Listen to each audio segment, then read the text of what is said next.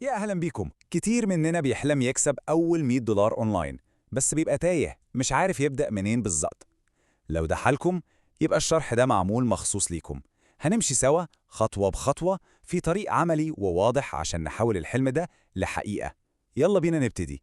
عايزكم بس تتخيلوا معايا اللحظة دي، إنكم تصحوا الصبح تفتحوا الموبايل وتلاقوا في حسابكم أول $100، فلوس جات من الإنترنت، من مجهودكم الخاص. إحساس رهيب صح؟ الإحساس ده هو اللي إحنا عايزين نوصله سوا. ده مش مجرد خيال، ده الهدف الحقيقي بتاعنا النهاردة. والأحلى من كل ده إيه بقى؟ إن الموضوع مش محتاج أي خبرة سابقة ولا مهارات خارقة للطبيعة، لأ خالص. كل اللي محتاجينه هو الجهاز اللي في إيدينا ده، الموبايل. الخريطة اللي هنرسمها دي معمولة مخصوص لأي حد بيبدأ من الصفر. أيوة، من الصفر تماماً. طيب بما إننا اتفقنا وقبل ما ندخل في التفاصيل في حقيقة كده لازم نحطها قدام عينينا، دي الأساس اللي هنبني عليه كل حاجة صح من الأول. بصوا يا جماعة، ودي أهم قاعدة في اللعبة كلها. مفيش حاجة اسمها فلوس سهلة. مفيش. أي حد يقول لكم هتكسبوا فلوس بسرعة ومن غير مجهود، ده غالبا بيبيع لكم وهم. هنا إحنا بنتكلم في الواقع وبس. النجاح ده ممكن جدا جدا، بس لازم له شغل وتعب. طيب إزاي نوصل لل$100 دول؟ الموضوع مش سر حربي ولا لغز.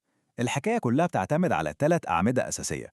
3 حاجات بسيطة لو عملناهم صح صدقوني النجاح هيكون مضمون. تعالوا نشوف إيه هما ال3 دول. تمام، أول عمود معانا أو أول خطوة هي أننا نختار الأداة بتاعتنا.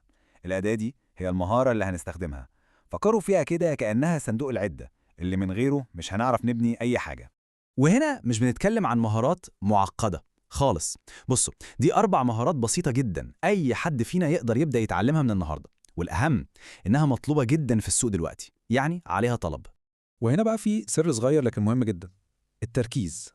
لازم نختار حاجة واحدة بس، واحدة بس، ونصب فيها كل تركيزنا ومجهودنا. التشتيت هو أكبر عدو في البداية. أول عميل هيجيلنا لما نكون فعلا كويسين في الحاجة دي بالذات. حلو قوي، يبقى كده احنا اخترنا المهارة أو الأداة بتاعتنا. الخطوة التانية بقى، هنروح نبيع المهارة دي فين؟ يعني إيه هو السوق اللي هنعرض فيه شغلنا؟ ودي خطوة في منتهى الأهمية، لأن المكان الصح بيختصر علينا نص الطريق.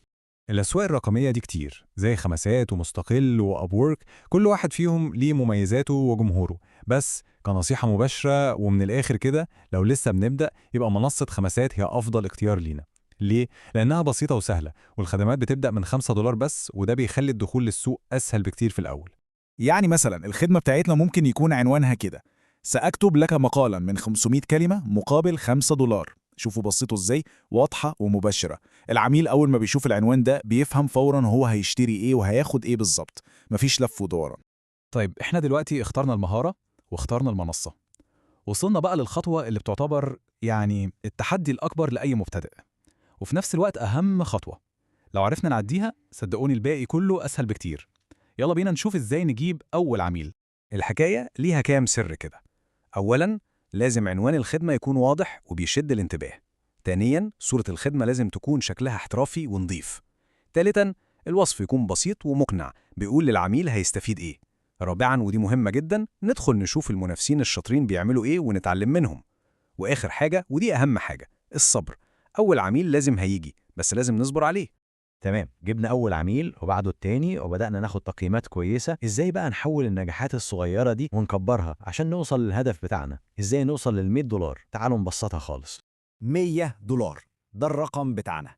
ممكن للوهلة الأولى يبان رقم كبير شوية وإحنا لسه بنبدأ، لكن الحقيقة لما نقسمه ونكسره لأجزاء صغيرة هنكتشف إنه هدف واقعي جدا وممكن تحقيقه. بصوا على الحسبة البسيطة دي. لو الخدمة اللي بنقدمها سعرها $5، يبقى احنا محتاجين كام عميل عشان نوصل ل$100؟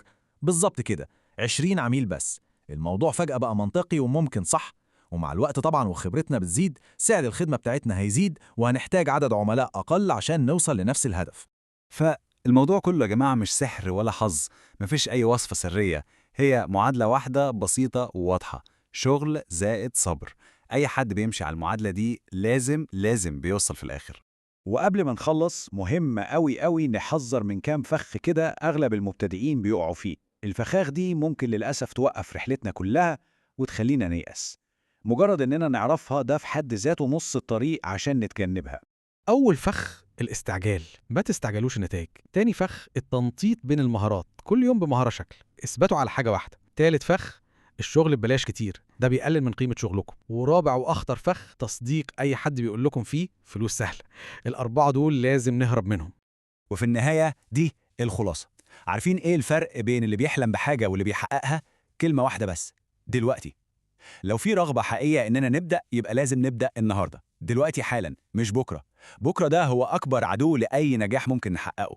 ودلوقتي السؤال الأهم لينا كلنا، بعد ما سمعنا كل ده، إيه هتكون أول خطوة عملية فعلا هنعملها؟ هل هنختار المهارة ولا هنعمل حساب على المنصة ونجهزه؟ مجرد التفكير ده بداية كويسة، لكن صدقوني التنفيذ هو اللي بيغير كل حاجة.